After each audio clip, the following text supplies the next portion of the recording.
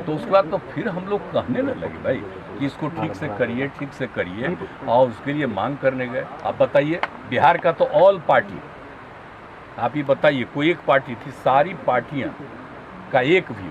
और आप बोलिए हम लोगों का 19 में हाउस में यही थे जब उस समय अध्यक्ष स्पीकर थे, या दोनों हाउस में, विधानसभा विधान परिषद दोनों जगह से पारित करते थे हम लोग कि होना चाहिए, सर्वसम्मति से होता था। तो हम लोग तो उसके पक्ष में रहे जी। तो उसके बाद जब वहाँ से हो गया कि ठीक है हम लोग तो नहीं करेंगे, आप लोगों को करना है करिए, तो उसी के आधार पर ऑल पार्टी मीटिंग करके न किए हैं। और वही मीटिंग करके जो तय हुआ है और उसी के आधार पर अभी चल रहा है। और हम जा करके अपना जो था जाति आधारित गणना, तो अपना घर पर भी गए ताकि वहीं पर सब चीज़ को देखें, सब लोगों को कहे भी जो बात हुआ शुरू हो गया तो उस दिन भी हम गए। आप सोचिए, तो एक एक चीज़ के लिए सबको कह रहे हैं कि पूरा सबकी आर्थिक स्थिति भी अध्ययन करें, ताकि हम लोग एक तो इसकी संख्या जानेंगे ही, लेकिन उसके अलावे कोई भी जात है, अपर कास्ट है या बैकवर्ड है या दलित है, मुस्लिम है, हिंदू, कोई भी है, अगर कोई खराब स्थिति में है तो उसके उत्थान के लिए भी तो काम आगे हम लोग करेंगे ना भाई।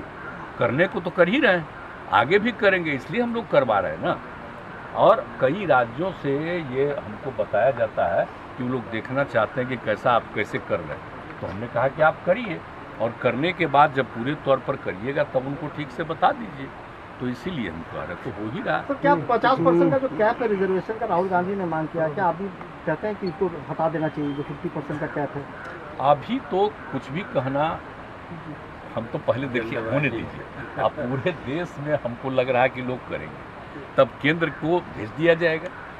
हम लोग तो है ना बार बार कह रहे हैं कि केंद्र को भेज देंगे हम लोग, तो फिर केंद्र का भी दायित्व तो होता है कि अब देखिए ना भाई, 10 साल पर होता था, अब नहीं ना हो रहा है। आज कौवा साल हो गया बोलिए, 10 साल पर हर बार होता था, इस बार तो नहीं हुआ। 13 साल हो गए, नहीं हुआ अभी तक। तो अगर वो अब अगला बार करें तो बिल्कुल जाति आधारित जनगणना करा दें, अच्छा ना है। तो जब सब जगह का रिपोर्ट जाएगा तो उनके आधार पर जो रिपोर्ट आएगी उसके बाद ये केंद्र का काम है देखना करना, तो इसलिए वो तो आगे की चीज। तो बिहार और गोवा के पूर्व गवर्नर सतपाल मलिक ने कुछ गंभीर आरोप लगाए हैं प्रधानमंत्री को लेकर, पुलवामा हमले को लेकर, जब वो गवर्नर थे जम्मू कश्मीर में, बहुत गंभीर आरोप लगाए हैं सर इन्होंने। तभी तो उन्हीं से न पूछिए, ये तो उन्हीं से पूछिए। इन्होंने किसी ओबीसी को आज तक प्रधानमंत्री बनाया क्या? देवगौड़ा बने प्रधानमंत्री तो 1 साल के भीतर ही सरकार को गिरा दिया। बीके हांडिक एक नेता थे कांग्रेस के, जो संसद की ओबीसी वेलफेयर कमेटी के चेयरमैन थे। उन्होंने 3 बार रिपोर्ट दी अपनी कि पिछड़ा वर्ग आयोग को संवैधानिक दर्जा दिया जाए, 2012 में, 2013 में, 2014 में। तो इन कांग्रेसियों ने कभी भी इसको संवैधानिक दर्जा नहीं दिया। और जब पहली बार नरेंद्र मोदी देश के प्रधानमंत्री बने तब उन्होंने पिछड़ा वर्ग आयोग को संवैधानिक दर्जा दिया। मंडल कमीशन का इन लोगों ने विरोध किया। राजीव गांधी ने संसद के फ्लोर पर मंडल कमीशन का क्यों विरोध किया था? और मंडल कमीशन किसने बनाया? और मंडल कमीशन की रिपोर्ट को 10 साल तक ठंडे बस्ते में किसने डाल के रखा? काका कालेलकर कमीशन की रिपोर्ट 55 में आई, उसको क्यों नहीं लागू करने का काम किया? तो आपको मौका लगा तो आपने तो कुछ नहीं किया। और आप जाति गणना की बात करें तो आपकी सरकार है छत्तीसगढ़ में, क्यों नहीं कराया जाति गणना आज तक? राजस्थान में आपकी सरकार है, हम तो बिहार में जाति गणना हो रही है। और बीजेपी जिस सरकार में शामिल थी उसे जाति गणना कराने का निर्णय लिया। कर्नाटक में जाति गणना हो चुकी, तेलंगाना में जाति गणना हो चुकी है। तो ये तो राज्यों पर निर्भर करता है कि कौन कराना चाहता नहीं कराना चाहता है, उस पर कोई रोक नहीं है, लेकिन ये तो राज्यों को तय करना है।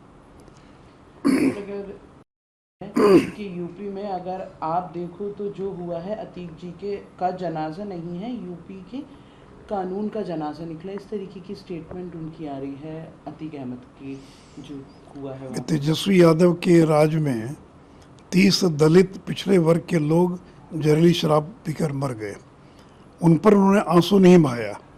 और एक गैंग वार में गैंगस्टर मारा गया जिस पर 100 से ज़्यादा हत्या अपहरण के मुकदमे थे, उन पर ये लोग आंसू बहा रहे हैं।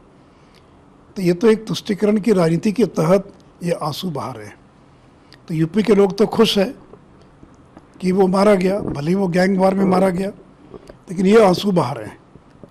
तो आप कम से कम अपने राज्य में जो दलित मारे गए और 300 से ज़्यादा दलित पिछड़े पिछले 1 साल में जहरीली शराब पीकर मर गए, उनके परिवार को मुआवजा तो दिलवा दीजिए, उन पर तो आंसू बहा दीजिए कम से कम।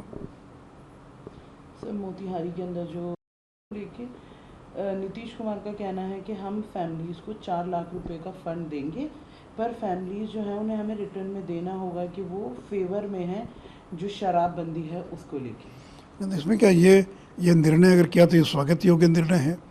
हम तो पिछले 1 साल से यही कह रहे थे, तो नीतीश जी कहते थे कि हम नहीं देंगे, हम नहीं देंगे। देखिए 2016 में पहली घटना घटी थी गोपालगंज में, इसमें 4 लाख का मुआवजा दिया गया था। उसके बाद जितने लोग मरे किसी को मुआवजा नहीं दिया गया।